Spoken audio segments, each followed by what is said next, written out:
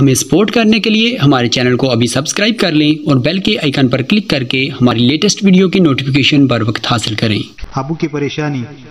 دوسرے دن ابو میرے ساتھ کالج گئے اور گیٹ پر کھڑے ہو کر کہنے لگے، بیٹے میں یہاں کھڑا ہوں، جلدی سے اپنے ٹیچر سے کارڈ لے آؤ۔ میں جلدی سے کالج کے اندر گئی اور تھوڑا سا موڑ کاٹ کر کالج کے لائن میں چلی گئی۔ کچھ لڑکیاں لائن میں بیٹھی تھی، ان کو خدا حافظ کہہ کر کل آنے کا کہہ کر واپس گیٹ پر آئی۔ ابو کھڑے تھے، دل دگ سے رہ گیا۔ میں نے کہا، ابو ٹیچر تو آج چھٹی پر ہے، دراز کی چابی ان کے پاس ہے، کل آئیں گی۔ ابو جنجلا کر، اوف، ایک تو تمہاری الٹی سیدھی حرکتیں مجھے پریشان کر دیتی ہے، کہاں تھا شناختی کارڈ سنبھال کر رکھو، محترمہ کالج چھوڑ آئی ہے، اب کل ضرور لانا۔ میں ابو کے ساتھ گھر آ گئی۔ مریم پریشان میری منتظر تھی۔ بدھ 14 جنوری 2009 جب گھر چھوڑ دیا، رات کو دیر تک آمنہ اور انم سے باتیں کرتے رہے، دل مضبوط ہو گیا تھا، رونا نہیں آ رہا تھا۔ اللہ تعالیٰ کے اکرام کے جیسے ابتدا ہو گئی۔ مولانا حفیظ الرحمان صاحب سے رابطہ کر کے انہیں پروگرام بتایا، انہوں نے ہمت بندائی اور تلقین کی، سامان یا کپڑے زیادہ نہ لے جائیں، سفر میں تکلیف ہوگی۔ چنانچہ ایسا ہی کیا۔ دونوں بہنوں نے تہجد پڑھی اور رو رو کر اپنی عزت کی دعا مانگی۔ فجر کی اذان ہوئی، مسجد کے مینار میں میرے پرانے ہمراز رہنمائی کے لیے بڑے دبدبے اور جائے وحشمت سے کڑے نظر آئے۔ فجر کی نماز ادا کی، قاعدے کو دہرایا، تسبیح پر لا الہ الا اللہ کا ذکر کرتے رہیں، پورا یقین ہو گیا کہ اللہ کی مدد ہمارے ساتھ ہے۔ صبح 8 بجے ابو اور بھائی پھر کسی کام سے ناشتہ کر کے باہر چلے گئے۔ چھوٹے بھائی دیپک کو تیار کیا اسکول کے لیے، وہ بھی چلا گیا۔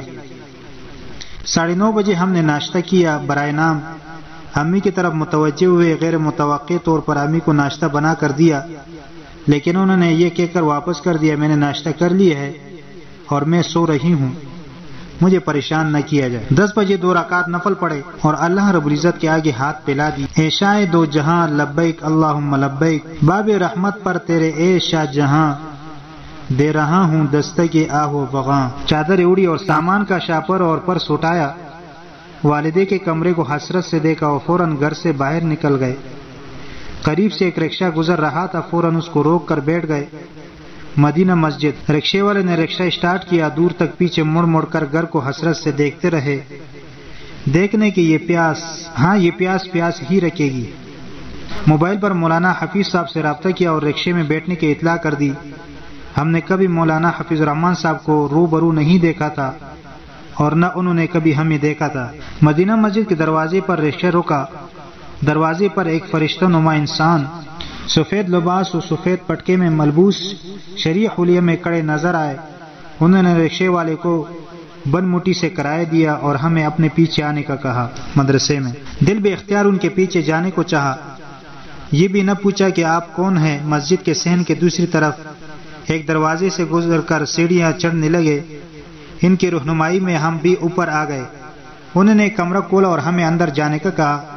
دروازے کے باہر خود کھڑے ہو گئے اور ہم سے مخاطب ہوئے، میں حفیظ الرحمان ہوں، اس مسجد و مدرسے کا محتمم، اور میرے اندازے کے مطابق آپ ایک بہن عائشہ اور ایک بہن مریم ہیں۔ ہم نے کہا، حفیظ بھائی بالکل صحیح پہچانا آپ نے، اور ہمیں بھی تسلی ہو گئی کہ ہم صحیح آدمی کے پاس پہنچ گئے۔ مولانا صاحب نے کہا، آپ یہاں مدرسے کے کمرے میں ہیں، بالکل محفوظ ہے، انشاءاللہ تعالیٰ فکر نہ کرے۔ تھوڑی دیر بعد آپ کو میرے ساتھ عدالت جانا پڑے گا اپنے مسلمان ہونے کا بیان دینے کے لیے۔ میں نے کہا، جی ہاں ہم تیار ہیں۔ ایک 8-9 سالہ بچہ ہمارے لیے کھانا پانی چائے اندر لے آیا۔ کمرے کا جائزہ لینے پر معلوم ہوا کہ 2 برقعے مع نقاب کے ہمارے لیے ٹنگے ہوئے ہیں، موزے گلوز تک رکھے ہوئے تھے۔ اللہ کا شکر بجا لائے اور اپنے رب کے اکرام کے مزید قائل ہو گئے۔ تھوڑی دیر بعد وہی لڑکا نیچے آنے کا کہہ کر واپس باہر جا کر کھڑا ہو گیا۔ ہم نے جلدی جلدی برقع اوڑا، گلوز اور موزے پہنے، بچے کی رہنمائی میں نیچے آ گئے۔ مدرسے کے دوسرے دروازے پر ایک کار کھڑی ہوئی تھی۔ مولانا حفیظ الرحمان صاحب گاڑی کے پاس کھڑے، بچہ وہیں جا کر ٹھہر گیا۔ گاڑی کا دروازہ کھلا تھا، ہم جلدی سے گاڑی میں بیٹھ گئے۔ مجسٹریٹ کے روبرو مولانا حفیظ صاحب نے کاغذی کارروائی کرنے کے لیے ایک آدمی پہلے ہی عدالت بھیج دیا تھا، وہ مسلسل موبائل پر رابطہ میں تھا، اس لیے کوئی پریشانی نہیں ہوئی، اور ہم جوڈیشنل مجسٹریٹ کے روبرو پیش ہوئے۔ انہوں نے ہمارے نام عمریں پوچھی، میرا شناختی کارڈ دے کر مریم کا شناختی کارڈ دریافت کیا، جو ہم نے بتایا کہ ابھی بن کے نہیں آیا، لیکن برتھ سرٹیفکیٹ سے اس کی عمر کی بھی تصدیق ہو گئی کہ وہ 18-19 سال کے درمیان ہے۔ والد کا نام پوچھا اور کہنے لگے، جج صاحب نے کہا میں سول جج میرپور خاص ہوں، آپ سے چند سوالات کرنے ہیں۔ تو میں نے کہا جج صاحب پوچھے، ہم جواب دیں گے۔ جج صاحب نے کہا آپ کب سے مسلمان ہوئی ہیں؟ میں نے کہا سن 2006 میں ہم دونوں بہنیں اپنے گھر میں مسلمان ہوئی ہیں، اس طرح سے ہمیں مسلمان ہوئے 3 سال ہو گئے اور یہ 4تھا سال شروع ہو گیا ہے۔ جج صاحب نے کہا کیا آپ نے اپنی مرضی سے اسلام قبول کیا ہے؟ میں نے کہا جی بالکل، ہم اپنی مرضی سے مسلمان ہوئے ہیں، اللہ رب العزت ہمیں استقامت عطا فرمائے۔ جج صاحب نے کہا اور چھوٹی بہن کیا کر رہی ہے؟ تو مریم نے کہا جج صاحب میرا نام مریم ہے اور میں نے بھی اپنی مرضی سے اسلام قبول کیا ہے، مجھ پر کسی کا دباؤ نہیں ہے۔ پھر میں نے کہا جج صاحب چونکہ ہم عاقل بالغ ہیں لہٰذا ہمیں اپنی مرضی سے زندگی گزارنے دی جائے، ہم اسلامی تعلیمات سیکھنے کے لیے مدرسے میں رہنے کی اجازت چاہتے ہیں، لہٰذا ہمیں اجازت دی جائے کہ کسی لڑکیوں کے مدرسے میں رہ کر اسلام کی تعلیم حاصل کریں۔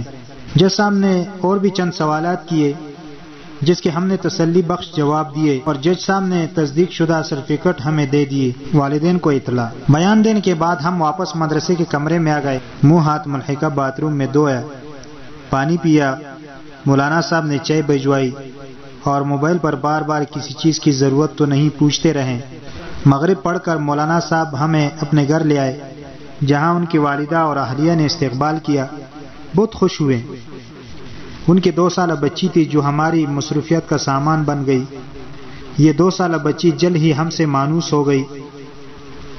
عشاء کے بعد جب مولانا صاحب گھر آئے تو اہلیہ سے کلوا بھیجا کہ ہم اپنے گھر والوں سے رابطہ کریں، وہ پریشان ہو رہے ہوں گے، ان کو بتا دیں آپ میرپور خاص سے بہت دور اب چکی کی طرف ہیں، کسی اسلامی ادارے میں ہیں اور خیریت سے ہیں، لہٰذا انہیں کہیں بھی ڈھونڈنے کی کوشش نہ کریں۔